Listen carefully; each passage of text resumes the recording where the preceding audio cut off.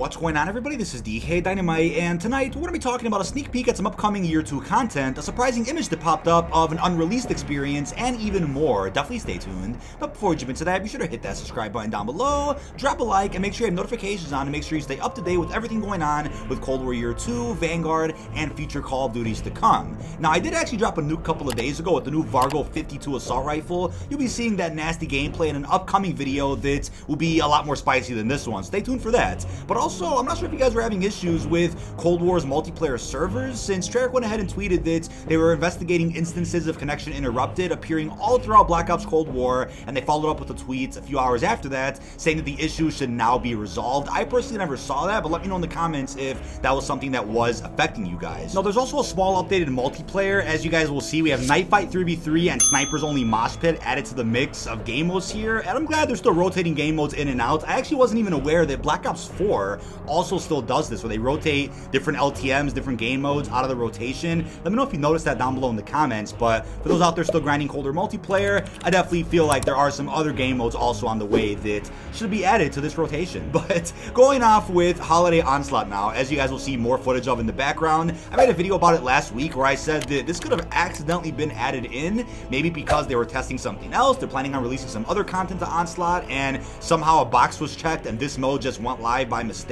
But it's been available for about a good week now, so I'm just gonna say if you'll assume it was intentional to add Holiday Onslaught back, maybe to give Xbox and PC a chance to play this LTM, which they never had access to, which to me is fair. Now, I think more evidence that Holiday Onslaught was intentionally added back in is the fact that support for the mode was added to maps that didn't end up releasing until far after the original release of this LTM. Maps like Express, Apocalypse, Yemantau, Standoff, Collateral, and all the other maps that you see there at the end. Back when Holiday Onslaught came out, it was only available for the launch maps because those are the only maps available at the time. So they did it a little bit late, but I guess you could say it's a late Valentine's Day LTM, even though it's all Christmas themed, as you'll see. But this is also an opportunity to unlock the Bronzewood Sniper Blueprint for the Tundra, and as you guys might remember, every time there was an Onslaught event or a new LTM, they would go ahead and give you a challenge to do, something simple like pass through 20 surges or get X amount of kills with this weapon, kill this many elites, and they would give you a free blueprint for doing some of those challenges. So this was the blueprint that was available last Christmas when Holiday Onslaught first released during, I think it was Season 1 of Black Ops Cold War, if not even sooner. So take advantage of that while you guys can, and also don't forget we have the very sneaky individual known as Sebash, who has claimed that apparently a mosh pit type LTM playlist is going to be on the way for Onslaught at some point to bring back all the LTMs, which Xbox and PC also never got to play. I'm excited for that because most of those LTMs only lasted for a good week or two, maybe a little bit longer, but definitely not that long, and I do miss quite a few of them. So aside from that, let's just hope the Holiday Onslaught being added in is a good sign for future content to come for Cold War. There was an image posted by Alex, another very spicy individual who has gotten suspended time and time again. He posted a clear as day HD image of Onslaught being played over on Hijacked. So the fact that hackers out there are able to force load Onslaught onto maps that never got zombie support, that gets me really intrigued that at some point throughout Year 2 of Cold War over the next couple of months, we could just start seeing a bunch of other multiplayer maps get added to Onslaught, which for some reason never got added in the first place. And Hijack is obviously fantastic, but we have plenty of other maps that definitely deserve some zombie support. I mean,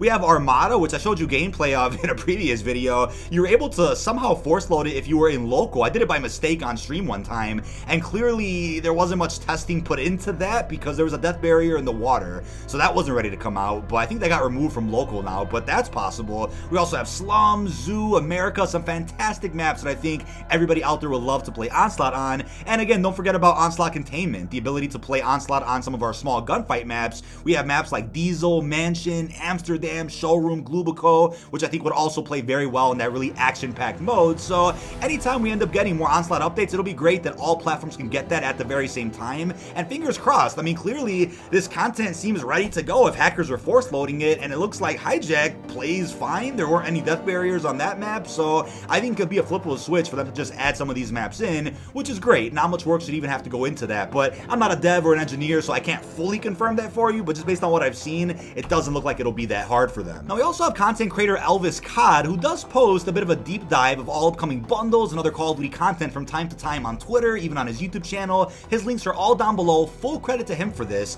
He actually posted a deep dive at 3 upcoming Year 2 bundles bundlers for Cold War. We obviously already knew about the names and cover art for the next 5+ bundles coming out, but we didn't know exactly what was inside each of them. So we first up have the Hudson bundle coming out, which is going to feature a classic campaign skin, as you'll see. The description for it says, stay in the shadows till your contact arrives with Cryo Tracer Fire, Cryo Dismemberment, and Cryo Elemental Damage for zombie modes. So this is a clean looking Hudson skin, and the pack itself does come with some pretty badass items. So we have some clean looking blueprints for the Krig and the Bullfrog, which have that silver and blue design. Absolutely love that. You guys know blue is my color, so you know I just have to buy this bundle. It's fantastic.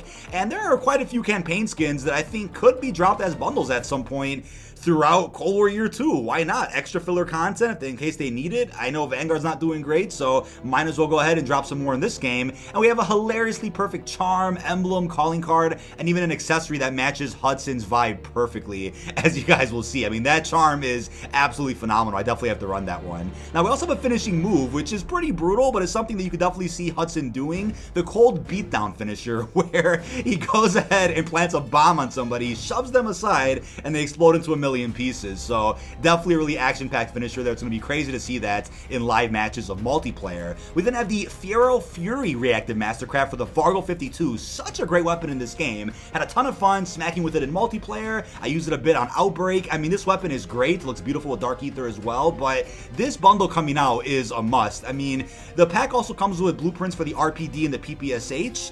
And we also have a bullet magnet charm, calling card, sticker, reticle, and a really sick gesture that matches the aesthetic and inspect for the Ferrofluid Mastercraft. That's the name of the skin here for the Vargo. And all of this does come with blue and purple Tracer Fire. Again, blue is my color. Mixed that with purple though, that's gonna look sick. Can't really think of any other bundles that had a blue and purple combination. Maybe the Clown bundle if I'm not mistaken, but definitely have quite a few beautiful Tracer packs here in Cold War. And this is also a reactive Mastercraft, so it will glow after I think it's 9 kills or whatnot. And the inspect for it gives me heavy vibes of this Venom, Symbiote, or Nanotech type energy. It's really unique. We don't have any other Mastercrafts really like this in Cold War, so really happy to see this one. And it kind of reminds me of how during even Black Ops 3 Year 2 and Year 3, we get some really cool content during those times that I think could have been even a little bit better than some of the cosmetics we got in Year 1 for that game's life cycle. But let me know in the comments if you guys are still trying to unlock the base Vargo by playing Modern Warfare multiplayer. My guide for that is down below in the description, of course, on how to do it. I've seen conflicting reports over the past 3-4 days that some people are able to still do it, and some people just aren't able to unlock it, period. Not sure what's going on or why it's inconsistent for certain people, but I know for a fact when I did it, I never got a pop-up while playing MW, but the weapon was then available to use in Cold War. So let me know if that's still working for you, and I'll go ahead and put out a statement maybe in a future video or a tweet letting you guys know what it's looking like. If it's locked now, if they patched it, we're just not sure. But we then have a new look at the Ravenov Operator Tracer bundle, and it's obviously Ravenov's skin from Operation Inversia in Outbreak, and it's a great skin, but as you will see here, we have the Blood Bunny blueprint for the Scythe melee weapon, which I think could end up being as cool as the Crystal Axe. Remember, you can take out multiple zombies with one swing, hopefully even multiple enemies in multiplayer with one swing. That would be great as well. And we also have blueprints for the Pellington, the AK-74U, both featuring red Tracer Fire, explosive dismemberment, and explosive elemental damage with zombie modes. Now, we also have a watch, charm, calling card, and emblem, and the magic trick gesture, which looks amazing for you hardcore Dark Ether fans out there. Definitely fantastic, and I think for any fans of Cold War Zombies, they're probably going to pick this one up without a doubt in a heartbeat. And the finishing move for this pack is also really spicy, featuring a deadly rabbit that I thought gave me vibes of the Matrix, but seems like it's unrelated. But the bunny absolutely devours the enemy, as you'll see here. And I'm assuming he's also a new pet that can walk behind you in a lobby, which is great. I mean, I don't think anybody out there's complaining about new pets in Cold War. And obviously, since this pack does feature the Scythe, I'm assuming that once the Vargo Mastercraft bundle goes live, that'll be the same day when the base Vargo becomes unlockable by playing Cold War MP or Zombies. And then same thing with this Ravenov pack. The day that this pack goes live will be the same day that you can unlock the base version of the Scythe melee weapon by playing multiplayer or Zombies. But I'll post a follow-up video to this one if he does post any more previews, or in-depth previews, I should say, of more upcoming Year 2 bundles in Cold War. Now, the fact that we still don't have a bundle for the upcoming SMG, currently codenamed the Fléchette, and the fact that that hackers can't force load jungle into Cold War multiplayer yet, that just means another patch is on the way for this game, but I feel like we won't end up seeing that patch for quite some time, at least not until most of this current Year 2 content we know about does release. And we also know about Slasher Deathmatch, kind of a reimagining of Scream Deathmatch, just without the Halloween and Scream aesthetic or vibe. So that's also coming. So I'm not going to say there is a big content drop coming for Cold War where everything drops at once. I still feel like they're going to spread everything out sporadically, and I'm okay with them dropping maybe 2-3 things a week for the next 4 weeks straight. That would be cool, you know, not drip feeding, but kind of just sporadically and strategically dropping content so that it keeps us going for a little while, if you guys are already done with Vanguard Season 2. And I can't lie though, I definitely am worried that the content we know of right now for Year 2 will be held off for months, if not longer, just like the Year 2 content for MW 2019, where there were maps, weapons, operators, soap, just sitting there for so long for no reason. I'm hoping we don't have to wait that long, but considering these bundles that we know of right now aren't on the current schedule for Vanguard, is a bit troubling, but doesn't necessarily mean that WMD can't just drop any day now, or another game mode in Cold War MP, or an Onslaught update. It's just the bundles that might not be releasing before Season 2 Reloaded of Vanguard comes out. Now, Alex over on Twitter, who does post some spicy information like we've talked about from time to time, he's on, I think, his 3rd account now. He posted some early previews of Rebirth Iron Trials, which of course is going to only feature Cold War weaponry. So for those out there that were fans of the Cold War integration for Warzone, you can enjoy just that without any of the Modern Warfare or Vanguard content once Rebirth Iron Trials does release. I actually liked Iron Trials for Verdansk 84 when that was available. I didn't get to play it too much because I was in the process of moving while that was live, but when I did play it, I'm like, hey, this is fantastic. It's great for those out there that may not enjoy regular Battle Royale or other LTMs on this map, and I'm sure for Rebirth, it'll be the same thing. So there'll be an exclusive reward for getting a win in Rebirth Iron Trials. I think it'll be an exclusive calling card,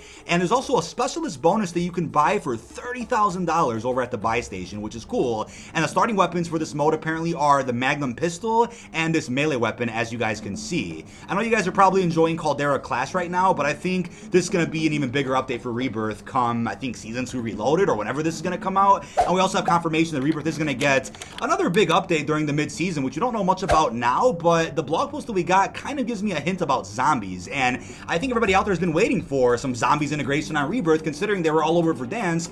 Might as well throw them on Rebirth as well at some point. Give us heavy vibes of Alcatraz from Blackout, which did feature quite a few zombies Easter eggs and locations. Now, also an update for the gaming scene. We have a scoop from Jeff Grubb, who's an insider that does post some spicy information from time to time. He's claiming that Project Spartacus will be the competitor to Xbox Game Pass and will essentially be a revamp to PlayStation Plus. It'll end up phasing out PlayStation Now as a program and will then feature 3 tiers for PS Plus, which will cost $10, $13, and $16. So the first tier is going to just be regular PS Plus, as we all know, same benefits, same system, the same thing we've all known for a while. The middle tier for $13 apparently is what PS Now used to be, and will now just be available for a different price, featuring about 300 different games that I think everybody already knew about from PlayStation Now. But the premium tier for $16 will be the big one here, the Xbox Game Pass equivalent, featuring classic games from PS1, PS2, PS3, and even the PlayStation Portable, which is fantastic.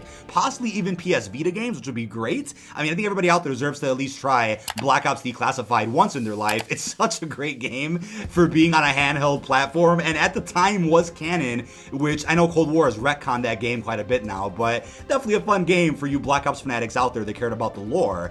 And I think a big question is, will older Call of Duty titles be available with this premium tier of PlayStation Plus coming out soon, this Xbox Game Pass competitor? Is that possible? Will that be the closest we end up getting to a World at War, Black Ops 1, Black Ops 2 Remaster if the games are made playable on PS5? It wouldn't be necessarily enhanced to look better, but at least would run smooth on current gen hardware. Could be PS4, PS5, maybe that's what's gonna happen. I know I made a video not too long ago talking about how Black Ops 2 Remastered technically could exist thanks to Project Spartacus, but considering that video was made before we knew Microsoft was acquiring Activision, that now could change everything to where maybe when Microsoft does call the shots and they've acquired Activision, they might actually greenlight faithful, dedicated remasters of classic Call of Duty games that would sell like hotcakes. That could happen and could even be tied into type of Game Pass offer or something in the future for Xbox. Regardless though, I think it'll be great to see any remaster or even classic games made playable on a beautiful PS5. Why not? Now there is a rumored PlayStation event at some point this March. I'll definitely be streaming streaming my reaction to that when it does happen, because apparently we're gonna have a deep dive into lots of crazy games like the Harry Potter one, hopefully Spider-Man 2, PlayStation VR 2, and maybe even a big reveal as to what Project Spartacus will be, what it'll actually be named when it does release, or maybe they'll just revamp PS Plus and just throw in Spartacus as that premium tier like Jeff Grubb said. Lots to look forward to if you guys are just heavy in the gaming scene, and regardless if you prefer Xbox or PC, this is still a cool add-on to what PlayStation is already offering with their subscription services. But last and definitely not least, a bit of an update from Jason Schreier, awesome gaming journalist out there. He went ahead and tweeted, "Sentiment I've heard from folks at Treyarch is that they're extremely excited about getting an extra year. In 2019, I wrote a story for Kotaku that in part talked about how difficult they found the rush schedule of Black Ops 4. This is the opposite situation." So it's like I mentioned on the podcast and even in recent videos, I think short term for content creators or for those out there that prefer the Treyarch playstyle, it might be rough having to deal with Modern Warfare 2 for 2 years straight. If that's not your cup of tea, I get it. But long term, it'll mean hell of a lot for casual gamers that want more content creators that want more content to make videos on, and also for the devs, of course, right? They're the priority here. They deserve all the time in the world to pump out a solid ass experience. And I'm just speaking from the perspective of somebody that makes full-time COD content. I know the delay till 2024, if it's even true, I believe it is though, if it's even true, it's gonna be a bit strange for a lot of people out there, but I think in the long run could end up being one of the best decisions that Activision has ever made, and will be, I think, the best one they've made right before Microsoft ends up acquiring them. I think considering how much Treyarch has had to juggle over the past couple of years, just a ridiculous season for Black Ops 4, cutting that short, turning COD 2020 from Sledgehammer into their game, which is now Cold War, 6 seasons of DLC for that, ranked play and zombies for Vanguard. Apparently they're working on a free-to-play game that's coming out in 2023. There's some Zombies 2023 experience coming out, then their game the year after that. I mean, they're busy, they're at work, and I just want to make sure that all studios going forward can have an equal opportunity to pump out exactly the game they want to make. They can fulfill their vision and not be rushed by pathetic crunch or just unreasonable expectations from higher ups and shareholders. I just want to see the best for every studio under the Activision umbrella, and then once Microsoft acquires them, that'll hopefully ensure that for the foreseeable future as well. But that is about it. This has been dkdynamite. Leave all your thoughts down below in the comment section. What are your thoughts at our sneak peek at some upcoming Year 2 bundles? How are you feeling about the image that's out there of Hijacked Onslaught? And also, what are your thoughts on those other gaming reports? Really hope you've enjoyed, and peace out, everybody.